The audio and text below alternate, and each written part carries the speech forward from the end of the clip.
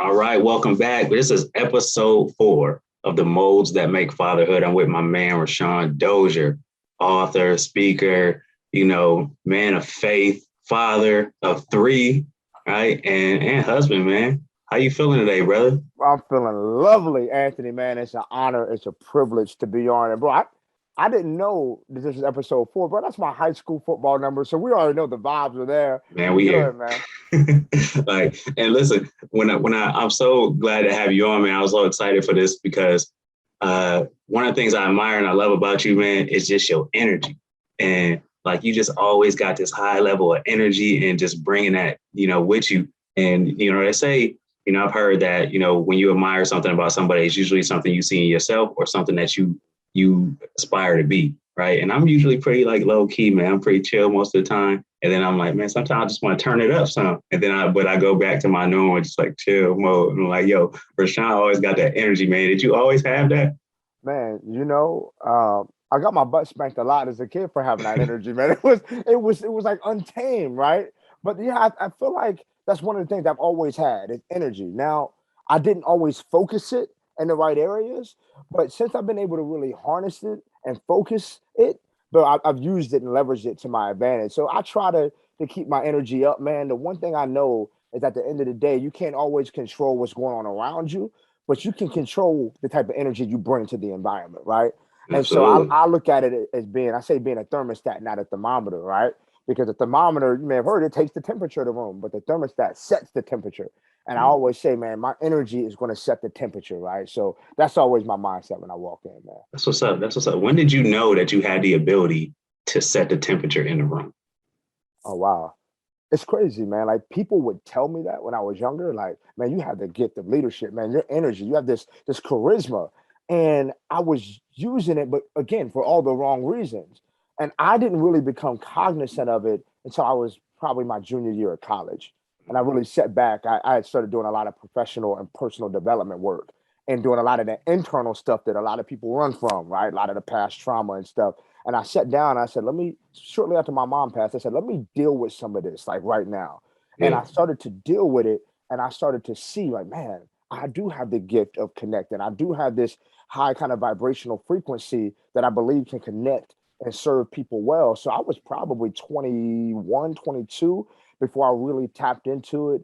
And I would say just over the past couple of years, for real, bro, that I've really been able to use it effectively to do the work that I'm doing, man. Man, that's awesome, man. Like the people, I imagine people, have you ever had that energy? Like you said, you use it in the wrong way as a kid. Like when has it not served you? All right. I mean, I can think of, I mean, I was 17 years old and I walk into the principal's office and he slides a piece of paper to me. I flip it over. It's my transcript. And so I'm a senior. I'm thinking I'm graduating in a couple of months. And I look at the GPA and it's a 1.9 Mm. cumulative. And I'm like, what? He's like, oh, how are you surprised right now? He's like, man, you put forth so much effort on doing the opposite of what you should be doing. And Hmm. so like it didn't serve me like my entire youth, it didn't serve me, man. I Yeah. literally I was in trouble, man, chasing girls, chasing bad opportunities, just doing the wrong stuff. And so as much as like anything, a gift given to you too early and you don't understand it can actually be to your detriment. Mm. Like I have a 9-year-old daughter and like she's taking an interest for whatever reason in cars right now. She's wanting to learn how to drive. I'm like, baby, you're Yeah. early. But if I toss her the keys to a brand new car, it's an incredible gift.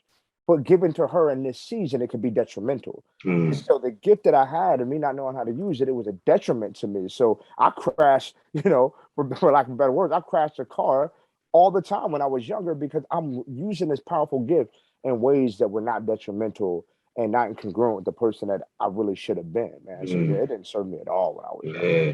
So imagine that gives you just like this insight, right? That you can give to your daughter about having that type of energy. So you saying you see the same type of energy in her? Oh man, I do in a way. Like in terms of how she approaches people and how she connects with people, it's oddly similar to mine, right? Mm. And so, but the difference is that she has this purity about her that I didn't have. And I was talking to my wife about it. I was like, man, Alea is very similar to me, but her heart is so pure. And Mm, I think a lot of that has to do, Anthony, with how we were raised. Like she was raised completely different than me, right? right, So by right. the time I was her age, man, I had been taking care of my brother for days at a time. We raised in Section 8 housing. So everything was a struggle, everything was a fight. So I was in full-fledged survival mode at Hmm. 9 years old. And she Yeah, doesn't know anything other than the life that she lives now. So everything for her is like, oh man, this is great. And she's so positive and optimistic. And me, I thought everybody had to play against me. I didn't trust anybody. This is like right. a 9 year old. So Yeah, I do see a lot of my characteristics in her, but man, her heart is so pure. It's beautiful, man. yeah, man. What do you think? So, like, right? Obviously, we want to give our kids the lives that we didn't have in certain ways, and teach them things that we didn't learn, and so on and so forth.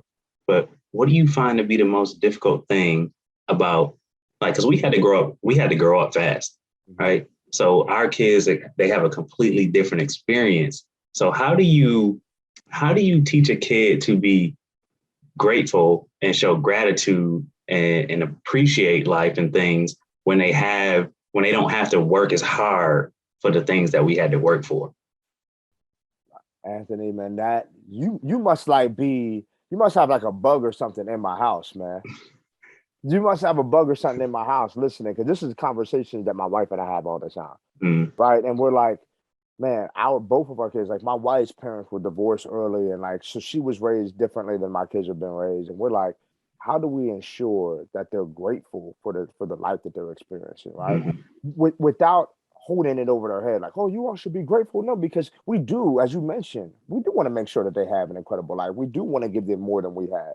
But at the same time, I need them to be grateful. So one of the things we've been doing, I say over the past maybe a little longer, maybe 12 months, really early in the pandemic, we started waking up in the morning and it's creating an atmosphere of gratitude, right? And so each person has to give us three things that they're grateful for that day. And so sometimes they're big things, right? Sometimes they're small things, but we start the day with this posture of gratitude. mm, And to me, it's really helped open their eyes. Like even small things, like we go to Target, they're like, Dad, I'm grateful that we get a chance to get this. And I'm like, man, she picked that up on her own, that this isn't something that everybody gets to do. Like this is something we should be grateful for. But it's something that we're still trying to, you know, trying to do. Every day we're trying to find other ways. How can we make sure that they're appreciative, grateful, yeah, that they want to yeah, serve people? But it's again trial and error. But that's something that's been working well for us, bro. yeah. Have you ever had moments where they be like, do we got to do this today? Like they get Oh, to, well, like today, bro. Like today, literally this morning. Like my middle daughter was just she's the grumpier out of the three. She's just mm, naturally kind of edgy, and so she's like, I'm not doing it. mm, I said, what do you mean you're not grateful? You're not grateful for anything? No, I'm not. Right. And so she wasn't grateful for anything because she didn't give her way. Right. And so we're trying to teach her like, hey, this is life. Back to everything being a lesson, right? Every single thing in life is a lesson. And I walked her through, my dad, I lost the contract. I didn't get my way, right? But I'm so grateful that I still had this, and this, right? mm, And so I'm trying to help her little 6 year old mind understand that what you magnify, you get more of, right? If we focus on the negative, we get more negative. But yeah, if we focus on a positive, we get more positive. yeah, So yeah, man, today she had a little attitude and I'm not doing it. I'm like, oh man. So I had to try to help her understand like every day we're to be grateful, even if we don't feel like it. yeah. So within that, man, everything you're saying, man, just got me thinking about and more stuff, man. Like I love talking to you. And so so you said everything is a lesson, right? So is there, and we both coaches, right? This is what Right. we do. We try to implement these things in our lives and help people implement in their own lives. Is there a time where we doing too much? Like where we trying, like we trying to teach everything got to be a lesson. Like a kid's like they don't want to hear that. They don't want to hear that shit all the time. They're like, man, like, Yeah. or is it a time to pull back and just let them be, and they feel how they feel, and like just let it be. So absolutely. Right. Like absolutely. In fact, I believe in rhythm over balance. And Mm-hmm. because like for the longest time, I like like that. I was trying to have everything balanced. Like, we need to do this, we need to do this, and we need to do this. And I'm like, bro, that's just not possible. Like I feel like about halfway through the pandemic, man, like the whole family was experiencing like some sort of burnout. And I don't know if it was like mental burnout. Obviously, our lifestyle was significantly impacted. And like, my kids are homeschooled. And so they have mom home and dad home. And I'm making sure they're learning. And mom's making sure. And I just noticed like spiritually, my kids felt heavy, right? Mm. And I remember my wife saying to me, she was like, the kids are just tired. And she said, we're going to stop for like 10 days. Like everybody stop and we're going to take a random trip. We just went to a hotel about 45 minutes away, spent the night, had a good time, and we just broke up what we were doing. And so back to your point, I do think there's a time in where, yeah, there may be some lessons, but right now it's not time to teach that lesson. Let's Mm. experience that lesson, right? Let's let that lesson breathe because everything's not just a lesson for my kids. It's a lesson for me too as a dad. Yeah. I read a quote the other day. It said, "Kids, forgive your parents. They were learning too." Right? Mhm. And I'm Yeah. like, I try to remind myself of that of like, well, there's so much that I'm learning, so much that I'm doing. But I do think, man, for not just our kids, for everybody, sometimes it's important to just hit pause and just Yeah. live life, man. Yeah, man. What would you say? How would you call it? Rhythm over what? Oh, rhythm over, yeah, balance versus rhythm. Balance So or yeah, balance? can I get a minute to kind of break that down? Because it just changed my mind. Go ahead, Because bro. I was stressing because I'm busy. You're busy, man. I'm moving and shaking. I want to impact. I want to do this. And I'm like, man, I need some balance though, because I've been grinding. All right, make sure my family's good. Okay, let me make sure my responsibilities in the community are good. I need balance. And I jumped my butt on the scale, and the scale was off. I mean, I thought it was off. I had gained a little weight, bro. But like I was like, let me get back on here. And what happened is like the needle wasn't on zero. I had to bring it back. And I looked down. I was like, yo, a perfectly balanced scale is zero. I don't want anything in my life to be at zero. I was like, I don't know if balance is even possible in life because that means everything would be at zero. And I don't want to live a life at zero. I said, I need rhythm. Meaning, like when you listen to a sweet song, though there's several different instruments, there's a rhythm to it, right? And there's a flow to it. I'm like, that has to be my life because sometimes I'm gonna be heavier on the drums. Man, maybe I have to spend more time with the family in this season. Maybe there's some things going on in the family. Okay, now I need to shift and be with my business because there's some things going on. But either way, I'm in rhythm, not necessarily Mhm. balance. And so and that's something I've been practicing now, and it's really changed more or less. It was a mindset shift of like, be in rhythm. Make sure your wife's on the same page. Make sure your kids are good and make sure everybody knows and is communicated with that. Hey, this next 8 days are going to be really busy, but when I come back, we're doing this and we're going all in on the family, or Mhm. we're gonna go out to the rescue mission and we're gonna serve some dinners, and we're gonna be in rhythm, not necessarily balance. And it that concept took a lot of stress and pressure off of me, man. That's dope, man. So as a father, how do you know specifically as a father when you're out of rhythm for you? Yeah, I mean, I think it kind of goes back to like when just the heaviness set in my family or in my home, Mm. and I can feel it. I feel like when I'm out of balance, I'm forcing a lot. Yeah. It's like basketball. Like you look at some cats just forcing shots up. You're like, bro, you're not. The coaches are like, yo, run the offense. Like let the offense come to you. And I feel like when I'm out of balance, I'm forcing a lot, right? Like, Yeah. come on, let's go. And it's like it's taking so much effort rather than things just flowing, right? And so and sometimes though it does take me getting checked by my wife, like, and because I'm tunnel vision, I'm grinding, and sometimes I've had to learn to grow in that capacity as well, like taking feedback, like harsh feedback, constructive criticism, not something Yeah. that I was used to as a kid. Because coming up my way, it wasn't called constructive criticism; it was called disrespect. And Mm. you disrespect me, we got to handle it.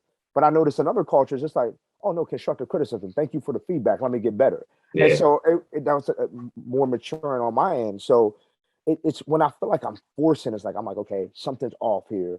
Let me set back and self-assess and go deep and say, okay, is everybody in my family, are their needs being met? And not just like, is the mortgage paid? Of course, that's good. There's a car payments, yeah.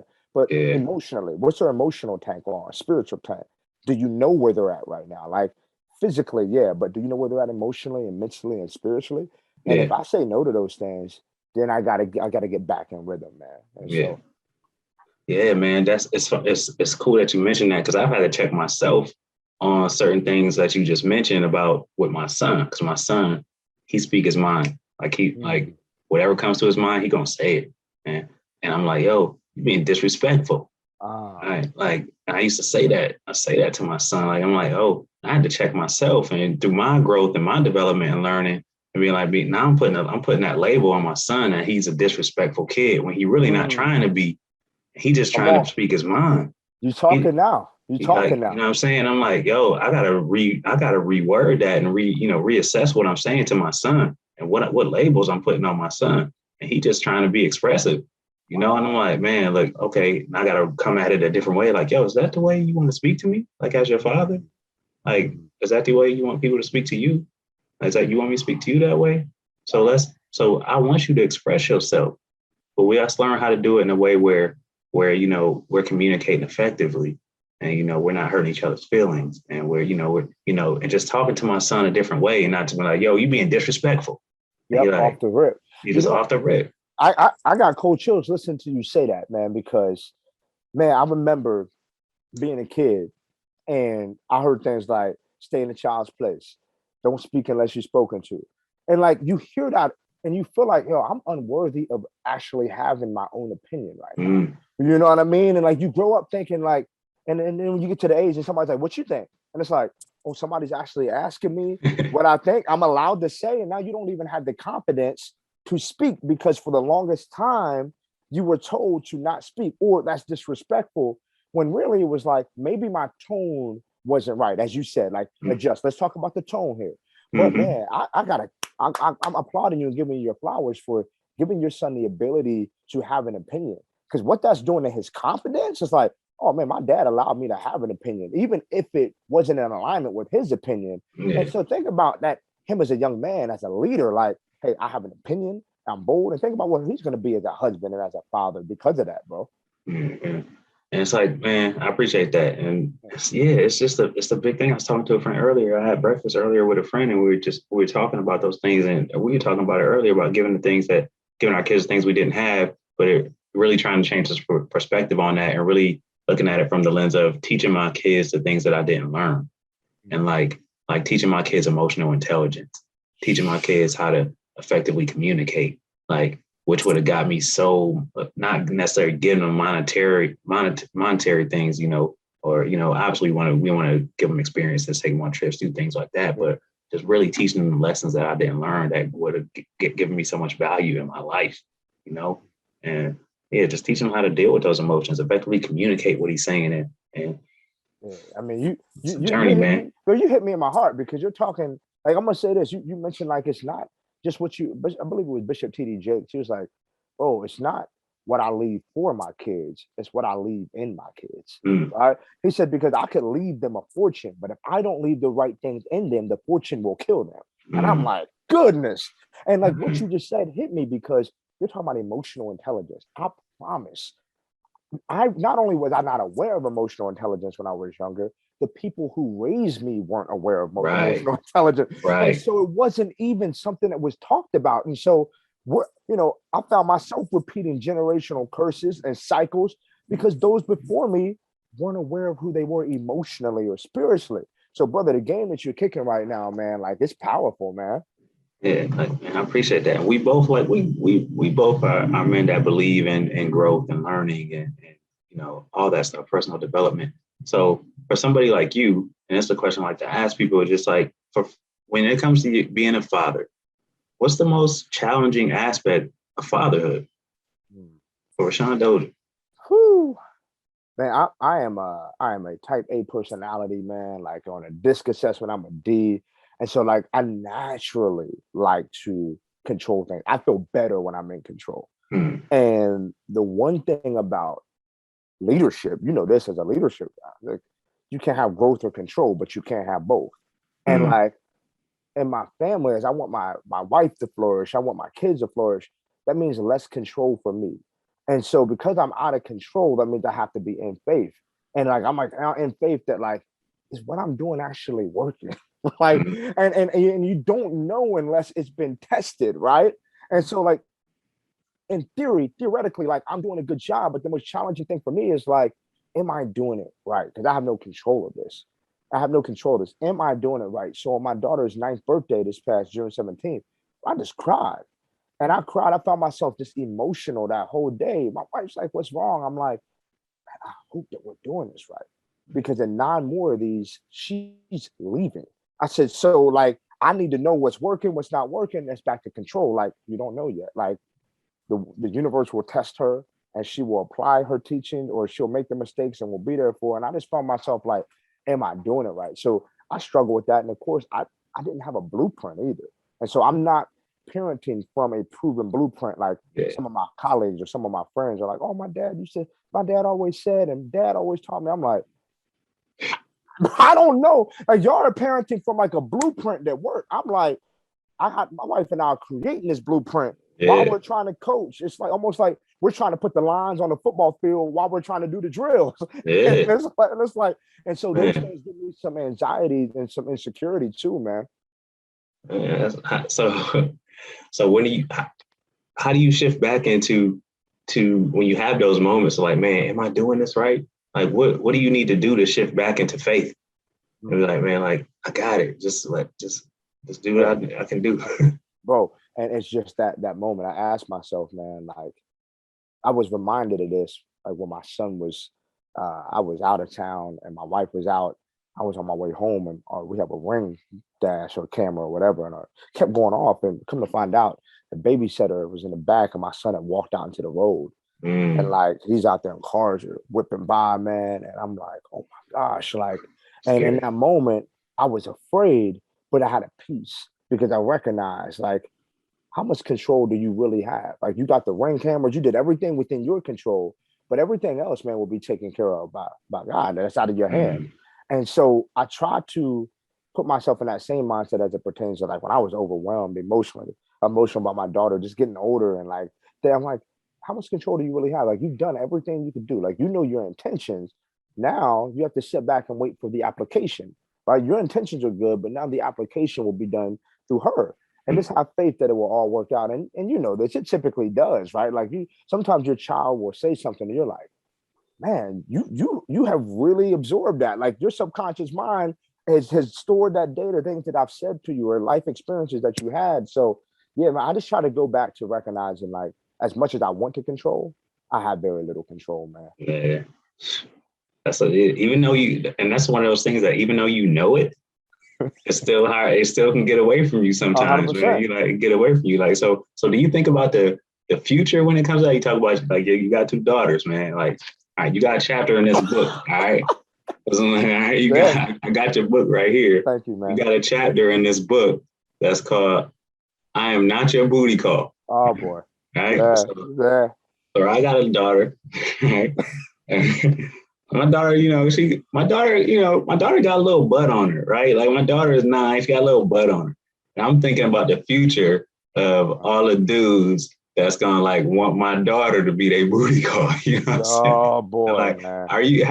what goes through your mind? I imagine you thought about this, in the future, like your daughters and all that dating. Like, what goes through your mind when you think about those type of things? Bro, like you got me out here like this.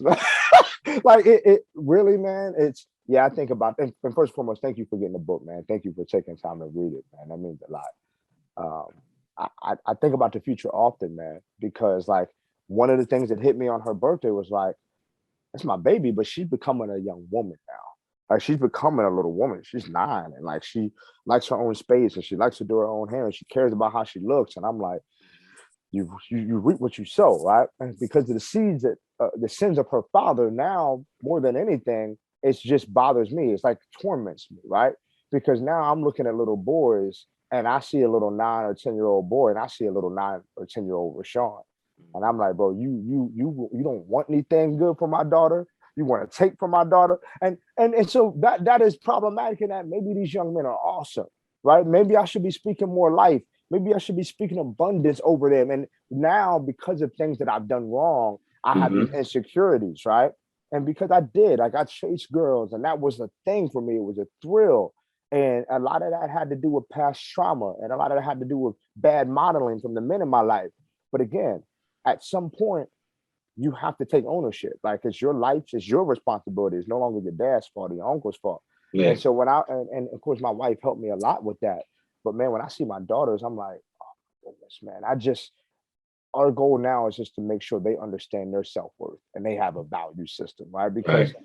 again, back to control, I can't control the little boys out there. But at the same time, I can make sure I can instill the confidence in my daughters, the Mm-hmm. understanding that, you know, your body's yours, value your mind, value who you are as a human being, as a young woman.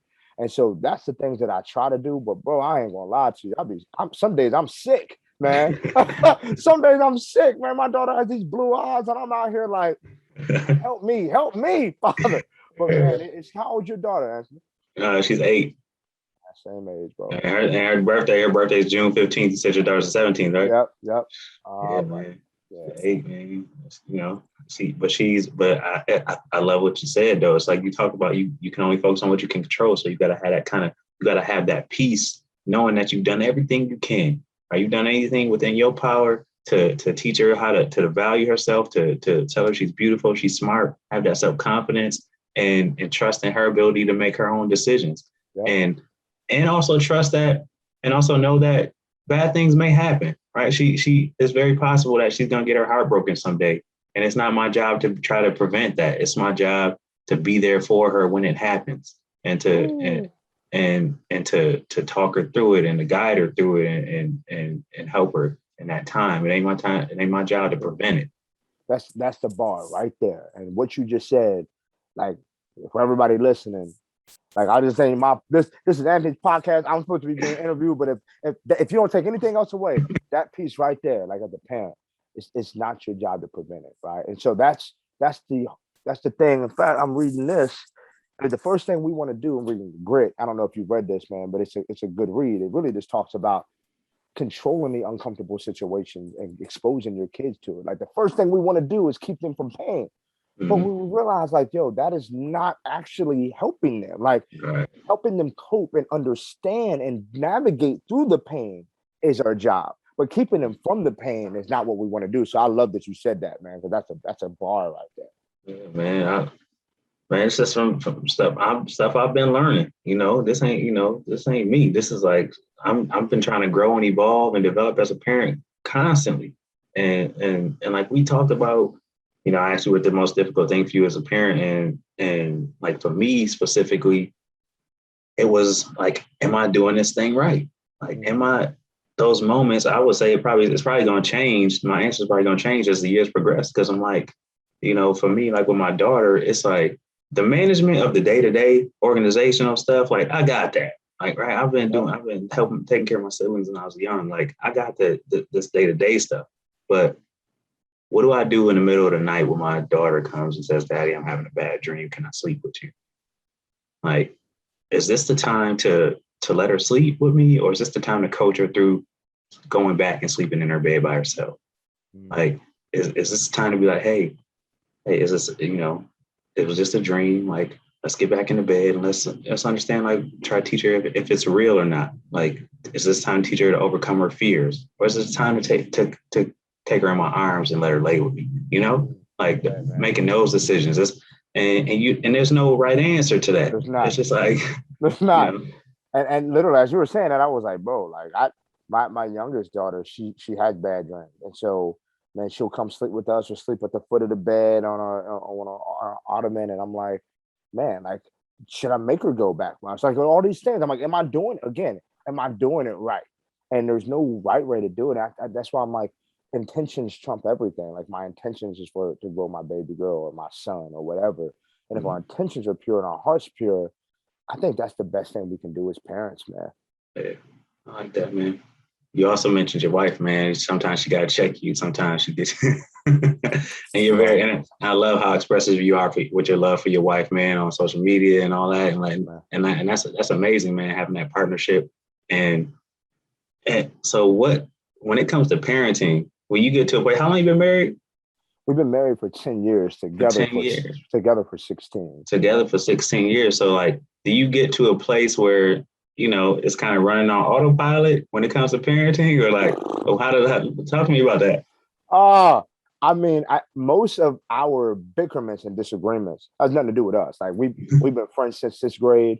That's my homie, man. We went to high school together. We dated in high school, all through college, married.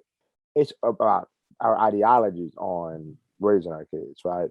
And so I will say the majority of our growth has come from that, right? Mm, And so I think like 80% we're good on, right? Like our values and all that stuff, that's all in alignment. But as it pertains to, especially with my son, like, mm. oh, you babying him too much. Hey, he might need to eat that fall real quick. Let him gather himself. Right, like little things like I didn't think would bother me, but they start to bother me, and I want to put him in boxing. Um, and so he has 2 more years before he can get into boxing. And she adamant, no, vehemently. I don't take my baby out there. I don't want him getting Mm. punched in the face. And then so we go back and forth on things like that, right? And so you said it, kind of like keeping him or her from the pain. I want to kind of introduce it to them in a controlled way where they can navigate and get through it. And my wife, it's her nature though to Mm. soothe and caress and take care and cover.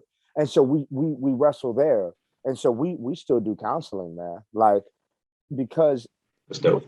I say, man, most people wait until everything's going wrong. Let's go into counseling. I'm like, bro, like that should be a part of your life, man. Like good, bad, and different. Like you should be going through that constantly, that personal and professional development. And Mm. so I said, I can't just go through that on my say I'm a personal and professional development guy and then just let my marriage go. So we've been in counseling for years.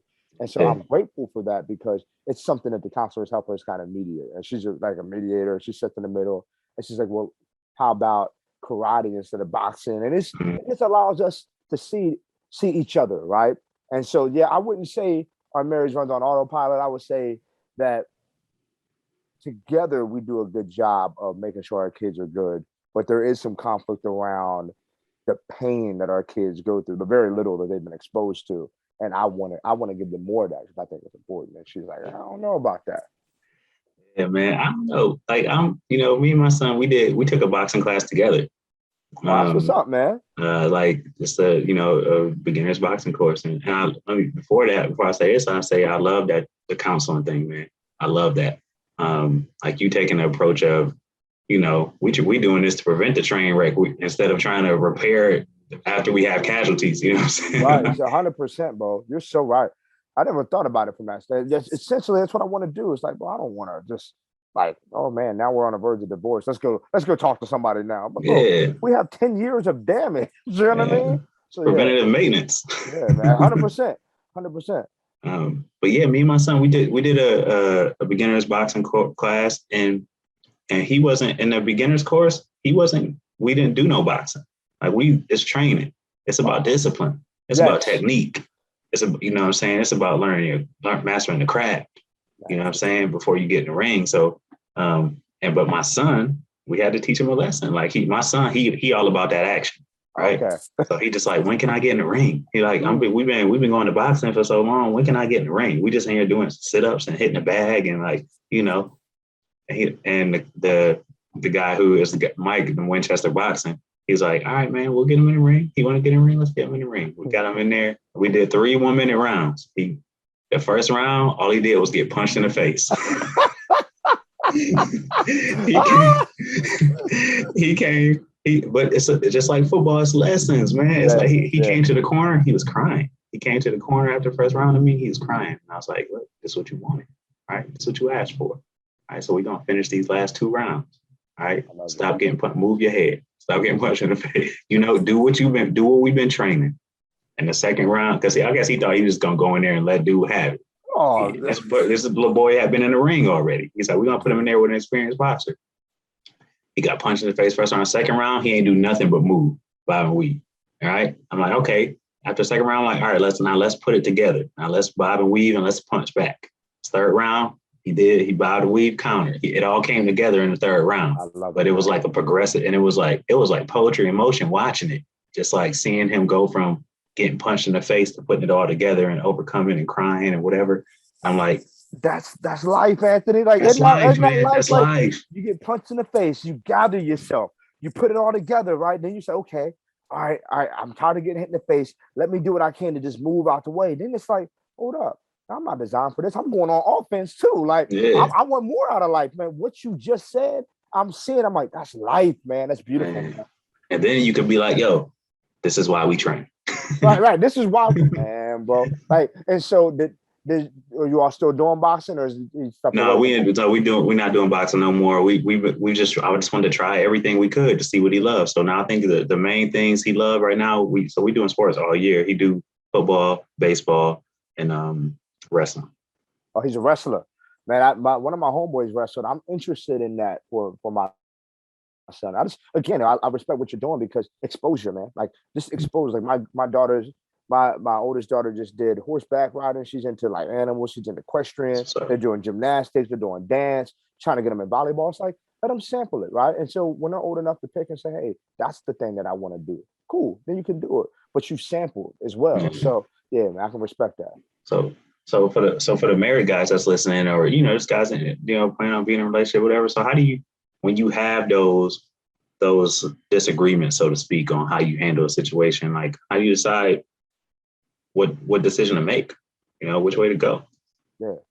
I think, man, for me personally, and I think just for men in general, like we naturally have an alpha and ego, right? And I think part of that is it's nature, right? We are protectors, we're providers, we keep the tribe alive, but that can also be detrimental as it pertains to communication, Mm-hmm. right? And so for me, I used to feel attacked when I was younger. Boy, like there was a disagreement, I felt attacked, and it's like, no, Mm-hmm. man, like what offense does. Like when you're offended, it builds a fence between you and how great your relationship could actually be. And so I had to say to myself, like, okay, you have to go deep. A lot of your past trauma, a lot of your childhood experiences makes you feel attacked or disrespected, and now you're ready to war. When really you need to look at it as an opportunity to grow. And so I would say to the fellas who aspire to be married is when you hear a certain feedback, maybe it's not in the tone that you want, and that can be addressed. But mine it for truth, right? Mine it for truth. And if there's more jewels in there than dirt and gravel, then hold on to those jewels because that's your opportunity to grow. My mentor said to me, he said, man, check the areas you're offended because that's often your greatest opportunity and area for growth. And so I would just say, man, look at it as an opportunity to grow because chances are a woman is seeing things completely differently than we're seeing it because Mm-hmm. their vantage point is different and their heart's different than ours. And Yeah. so that really changed the game for me. So my disagreements now, I promise my mindset is like, this is not a disagreement. This is an opportunity for me to get better from Mm-hmm. this. And I'm telling you, man, the past 5 years really putting in that work because it was intentional work has really changed the game for me, not just as a husband and as a dad, but also as a business owner and a leader and someone who does work in the community, man. It's been a game changer. I love that, man. Can you go maybe a little bit more deeper into how does someone go about mining for truth? Man. Yeah. I mean, dude, I think you have to be willing to pick up the pick and do the work. Right. And so I think, mining for truth and it's understanding what is truth to you, right? Like what is your truth? And you said something, Anthony. You said go deeper if you wouldn't mind.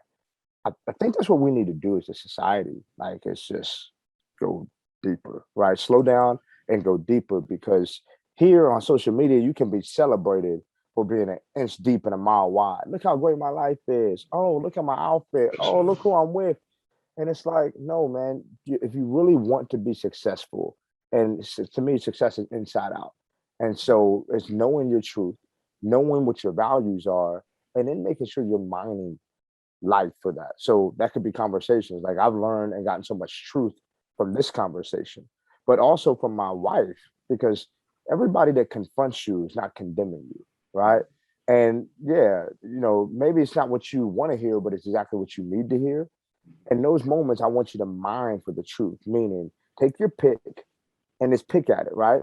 And go deep. Like my wife would say things like, Rousawn, like, yes, you cut the grass. Yes, you did this, you did that, but you left town and you left 3 baskets of clothes in the laundry room.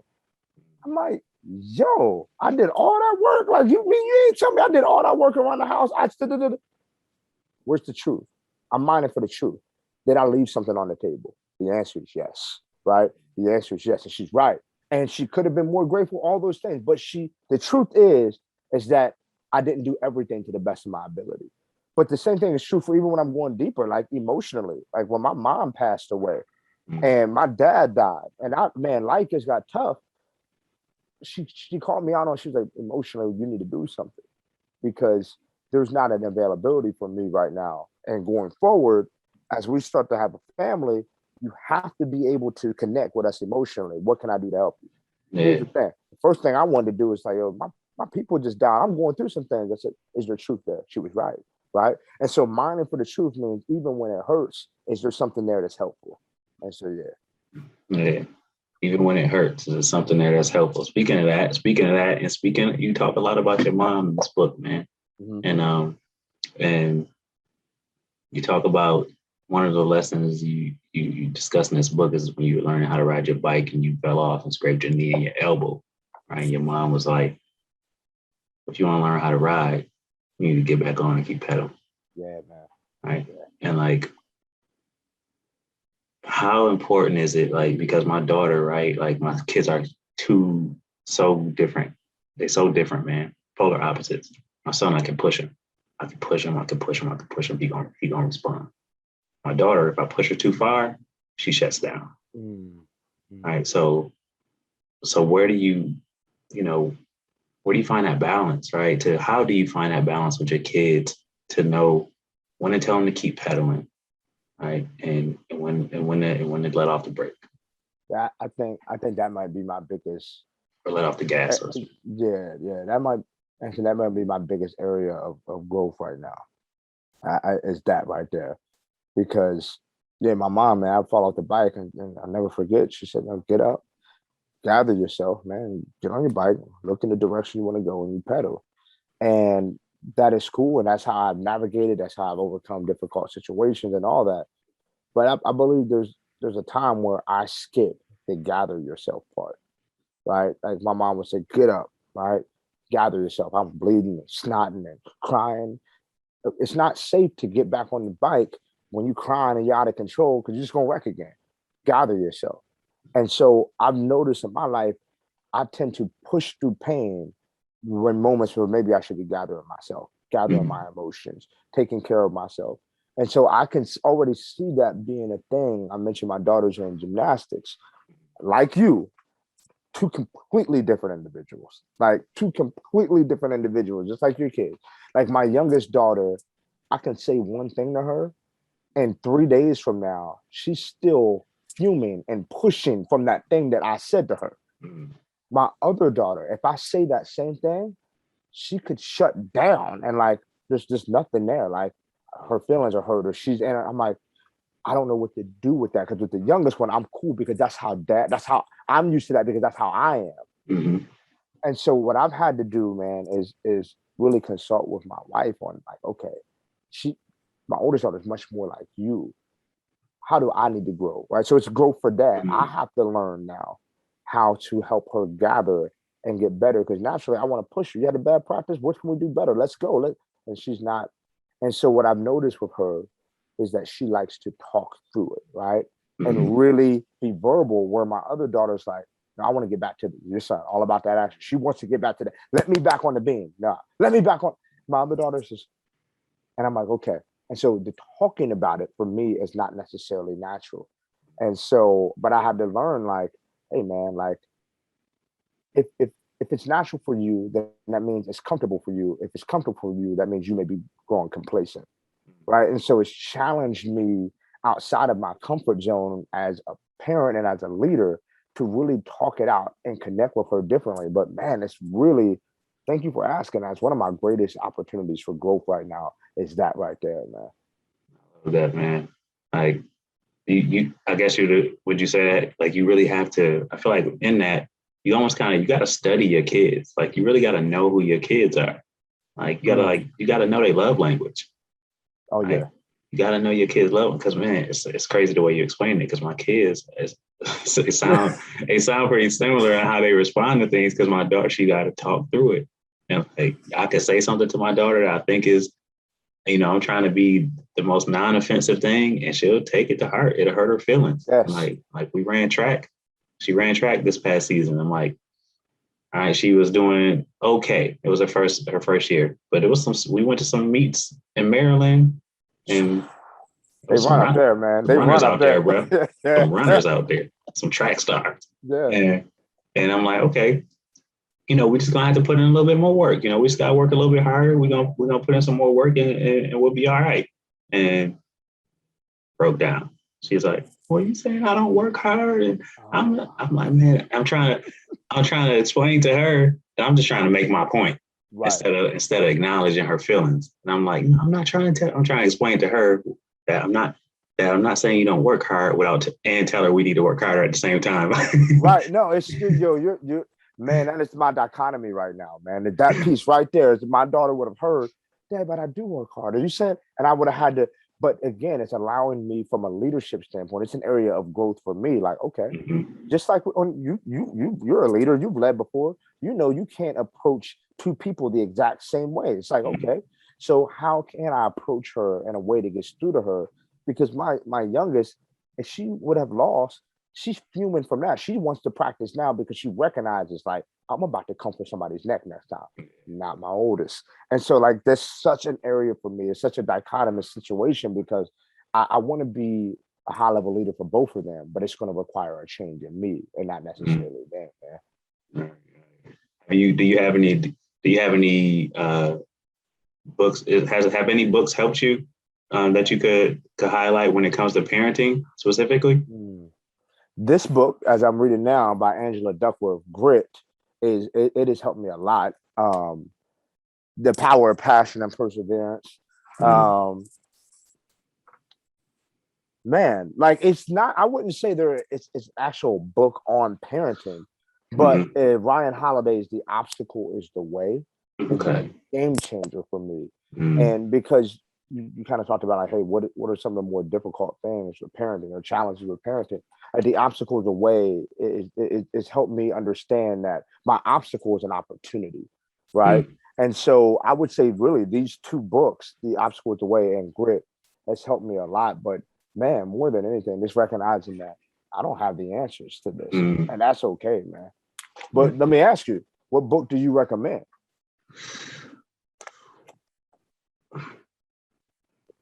Man, I will. Man, usually people ask me about books. Man, always the first one that come to mind is because I always take notes because I usually do audiobook. Okay. Usually, but I always take notes when I listen to a book. And the book that I took the most, that I've taken the most notes on, got pages of notes from it, is The Power of Vulnerability by Brene Brown. Wow. Such a good book. And but I also, what books also reading has also helped me realize that everything ain't in the book. Like, just because it's in a book don't make it legit, right? Like you got to be able to still think for yourself. You can have a book with some really good nuggets, and it don't always apply because your kids is different. Like, I read this book called How to Talk So Your Kids Will Listen, How to Listen So Your Kids Will Talk. Right? Great information in this book. I tried it with my daughter, worked perfectly. Tried it with my son. He was like, I don't like it when you do. He did not work at all. So for example, like when my daughter, for example, she comes and she says something to me, I try to give her a lesson, right, and try to teach her a lesson. And then she's like, she might say, for example, Mason and Isaiah, they don't want to play with me. Her cousin, they don't want to let me play with them. I'm like, and my response is, you know what, man, don't worry about them. You don't need them. Like, you find something to do on your own. If they don't want to play with you, that's their loss. She ain't trying to hear that. Right. Like, she wasn't trying to hear it. But what the book was telling me was I needed to validate and acknowledge her feelings, right? And not try to push how I thought she should feel on her. Right? That's so easy to do too. Right? That's so easy. So easy. Because we think we, as men especially, we want to solve the problem. We just want to solve it. Like, hey, here's the fix for that. Yep. I got it. Right? Yep. But instead, she comes to me and she says, oh, they don't want to play with me. I'm like, man, that must hurt your feelings. Like, if somebody didn't want to play with me, that would really bother me. She's like, yeah, and then she starts to talk, right? Instead of shut down, because I'm trying to tell her how she should feel. I did that with my son. He's like, man, this happened in school today. I'm like, man, yeah, that must be tough. And he's like, Daddy, I don't like when you do that. He straight up told me. Man, he thinks I'm trying to, like, pander to, or, like, just he sees it as game, right? And he didn't like it at all. He's like, Daddy, I don't like when you do that. And he's Wow. like, man, I'm like, tell me what I need to do to address it. Like he, He want okay, give me the practical information so I can address it and we move yeah, on. And see, yeah. I Tell me mean, what's but okay. Tell me what's okay and what's not. Can I put my hands on them? Can I like, like tell me where's the boundaries here? right, man. See, and as you mentioned, like the incredible information in your book completely worked on your daughter. Your son wants nothing to do with it. So you're right about that, man. Yeah, it was good, man. I love it. I love it, and I love being able to just like being a father, man. It's been my greatest learning experience, man. It's been my greatest teacher, man. My kids are my greatest teachers. I learned so much about Oh, myself and where I need to grow and the trauma how it presents itself in my parenting trauma that I've been through as a child. hmm. And like you said, just the little things about like don't disrespect me or like being the kid, put yourself in the kid's place. That's the stuff we grew up, the lessons Yeah. we grew up with. I never knew, and I never even knew, Anthony, you mentioned about parenting being your greatest teacher. Like, I never knew that that was even wrong until I became a parent. And I'm like, hold on, I don't want to assassinate my kid's confidence. I want my daughter to be in a room full of people, especially men, and have the confidence to stand up and speak her mind. But I recognize that if her dad tells her to be quiet, stay in the kid's place, sit over there, don't speak unless spoken to, she's gonna another man can tell her to do the same thing. She won't have the confidence to stand and speak her truth. And I'm like, that was wrong. But my whole life, that was what I was accustomed to, Mm-hmm. right? And so and changing that and that mindset has even caused some conflict within my family. I mean, boy, you was raised right. Your mother loves you. Of course she did. But what I can also acknowledge is there's some things that I wish I would have experienced a little bit differently. And I'm not mad. I'm just going to make sure my kids experience that differently. So yeah, Yeah, no, yeah, it's not a knock on the parents at all. at all. It's just hey, we gotta evolve and do better. And like they didn't have certain tools that and certain access to things and information that we had. Exactly. And it wasn't as it was more taboo to go to therapy in the black community back then. And it's still in something 100%. still now. And it's just like old school parents say they will see how my son reacts sometimes or how he respond to things. They be like, he just need his butt whooped. Yeah. Like, like you Like, know, man, it's, my sister and I, Anthony, we just talked about that. Like, my aunts, that's her thing. Oh, he need to spank, he need his butt whoop, he need to lay down and go to sleep. I'm like, nah, probably there's another way. And I always feel like if my first, second, third resort is spanking, I'm not growing and evolving as a parent.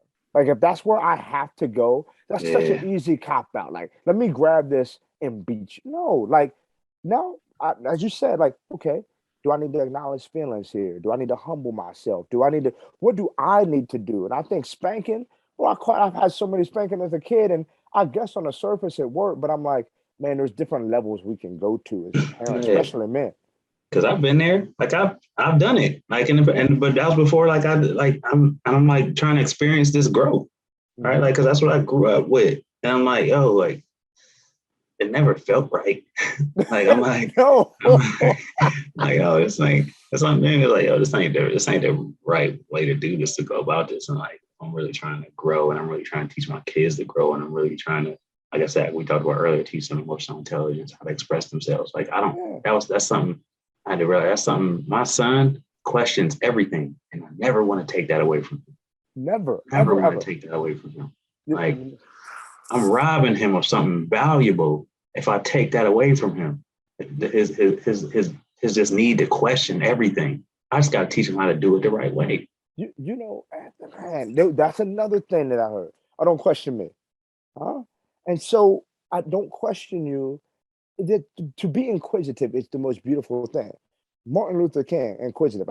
He questioned everything to the point where he recognized like this is wrong, right? I'm not going to stand for this, right? And so don't yeah, you said don't rob him of that. Like if you tell a kid don't question me, well then they're just not going to ask questions. They're going to think it's not important, and before you know it, you've assassinated their curiosity, man. Mm, And all because it challenged you as a parent. And so, like, I recognized when I was a younger, my grandmother said, "Don't question me." My mom, my aunts. It's like you all just didn't want me to stretch you all. Like, it's okay. My daughter will ask me things. I'm like, Daddy doesn't even know. Let's find out real quick. Because I would rather take that L than say, well, don't question me. Well, no, like, it shouldn't make me insecure. Let's find out together, man. So you're saying that what it sounds like you're saying, right? It's like when people say don't question me, it comes from a place of insecurity. Oh It my comes from a place gosh. of ego, right? Yeah. You don't Right. question me. And Like, they say, not you willing don't to ask me. stretch. Yeah, exactly. And I read a quote that said, man, a leader that can't be questioned can't be trusted. Mm. Right? And it's like, if your son or my daughter can't question us, that means we can't be trusted, right? And it's like, yeah, don't. It does come from a place of ego and insecurity. Just say, don't be afraid to say, I don't know. That's so Mhm. powerful. That's a really good question. I'm glad you're thinking on that level. Let's find out together. Or I don't Mhm. know. Let's figure it out. But yeah, man, when I heard they don't question me, it was always something that it would either take my mom to an emotional place she didn't want to be at, like, hey, why's my dad not around? Mhm. Hey man, why my uncles always have different girlfriends? Why do y'all smoke that green stuff? Don't Mhm. question me, boy. Like, instead of just just open up, right? And so that closed offness and all that, again, it got with me. And now I'm dealing with generational curses and trying to break those so that my kids don't carry them, man. Yeah, and I felt it too, man. I've been like, I didn't like. I noticed that. Like I said, it's been my greatest teacher. Is because I didn't know if I wanted to stretch. I wasn't ready to stretch yet in that area. And like, Yep. I'm like, man, don't disrespect me, don't question me. Like, listen, like, because I didn't know how to handle it a different way. And Wow. like, and Yep. I'm like, oh man, how can then that's when I needed to grow. That's when I needed to read more, learn more. Like, Yep. just so I could be better for my kids. Come on, man. That's what it's about, right? Like, I think I'm learning so much as you're causing me to think so much, man. It's like, parenting, yes, it's about us raising our kids and instilling things in our kids, but it's about growth on our end. It's growing as individuals, right? Like, that's ultimately what it's about. Like, I shouldn't be the same dad today as I was when my daughter was 2. She's 9 now. What did I learn? What was in that gap? How did she help me get better? How did I go get better? And all these things are so true, man. So many jewels, man. I love it, man. Um, you know, man, we could talk for Mm, we could talk on here I forever, love bro. it, man. And we'll definitely we definitely got to do this again. And but I do want to ask you, obviously, man. I have to ask you one of those those questions that we got to kind of end with, man. It's like when you talking about fatherhood, man. Anybody that's listening to this, as a father, man, that wants to grow and just be the best father they can be. Um, what do you think? What lessons do you think they need to learn? What piece of advice would you give to fathers that just want to be the best father they could be? Mm. I'm I'd say commit first and then figure the rest out later. Mm, And so, aside, someone said that to me a couple years ago when I went into business. I had all the questions written down, and I was like, "But what do I need? I need LLC. I need business credit. How do I structure this?" And so, whoa, whoa, whoa. Commit first. Are you committed to the business? Okay, we're gonna mm, figure the rest out later. And I said the same thing about parenting, especially those of us who come from a broken home or single parent household or just didn't have the blueprint. It's okay. Like, commit to it. Commit to being in your kid's life. Commit to being a presence. Commit to showing up. Show up. There's a quote that says, "You only fail if you quit." Just commit first. Anthony, I've talked for an hour about not having the answers. You ain't got the answers, Sway. As Kanye said, like, you don't got the, but commit first and figure the rest out later. And I see so many dads, because we didn't come from traditional home and we didn't have our dad there, we don't really even know how to be dad, so we don't commit. And so my challenge is just commit to being, know that you're going to have more influence in your kid's life than anyone else ever. And that's the greatest responsibility, but also the greatest honor you could ever have. So commit first, figure the rest out later. man, I love it, man. If you want to ride, man, you got to keep pedaling. Yeah, man. You got to keep pedaling, You got man. to keep pedaling, man. Like commit. I love that because I feel like people they they want to give you like this necessarily this profound just thing about like and it's really just it don't have to always be that way, man. And sometimes the simplest things are the most profound, right? Because just commit, man, and Yeah. and trust that you're gonna figure it out. along the way. Commit to everything, to being a father, commit to growth, commit to figuring it out, like commit to all of that. All of it, man. All of it. I mean, I just know that it was the only reason I'm here today is because I committed, right? Not Mhm. because I'm better or smarter. Nothing. I just committed, man. And Mhm. the universe has a way of conspiring on your behalf when you commit, right? Mhm. And because how you do anything is ultimately how you'll do everything. So as a father, just say, I'm showing up, man. I'm gonna be there. Showing up. I'm gonna be there. Like I'm not. I might not be perfect, but man, I'm gonna be a presence in my kid's life, For sure. and that's a game changer, man. Yeah. So to any father out there, man, I've heard it. Let's say you want to give up because what any type of reason, because you don't like the way the kid's mom is acting, or you don't like this or whatever, the court system against you, whatever, commit. Right? Mm, You don't that's got good. you. That's the one. That's the one relationship you don't get to walk away from. That's good, Anthony. You don't That's get to good, walk man. away from that. It ain't a romantic relationship with a man or a woman. You don't get to walk away from that relationship. That's good, bro. I mean, and there's going to be things that happen, man. And just in life and anything, man, you can find an excuse or you can find a way. Yeah. And so find a way to be in your kid's life, man. There's nothing greater, man, than me hearing you're coaching your son's football team again this year. Just that's the stuff that excites me, man. It's not like, oh, you can build $100 million business, and I would say awesome. But when you say, bro, I'm coaching my son's team, like that gives me a joy and inspires me because I want to do the same thing, man. Forward to seeing you out there, man. Doing whatever you got to do, doing whatever you do, man. I'm inspired by you, man. Listen, if you don't got the book, go get the book. It's on Amazon. Can I just start over? Thank you, man. What else? What else? Anything else you want to leave the people with? Where can they find you? What anything else Oh you man. want to tell the people before you get out of Yeah, here? yeah, man. And thank you all for your time, your effort, your attention, your energy, man. Thank you for tapping in with Anthony, man. He's doing incredible things. This pod, to me, this level of conversation right here, it's the level of conversation that needs to be happening. Everybody wants to go to the business guru and they want to do nah, man, like inside out work. This work is important. So thank you all for tapping into this level of podcast. And man, if you want to connect with me, I'm on Instagram at Rousawn Dozier, Facebook at Rousawn Dozier, RousawnDozier.com. I would love to connect with you. But more importantly than all of that is just continue to put forth effort and energy every single day, and you'll get everything that you're supposed to have in life. Mhm. All right, man. Thank you, man. It was a blessing, man, to have you on, to engage in this conversation. I loved everything you had to say, man, and we'll definitely do this again. I love you, brother. I appreciate it. Love you, man. Thanks for having me. All right. This was episode 4 of the Moles That Make Fatherhood, man. Keep listening. We're going to keep doing it.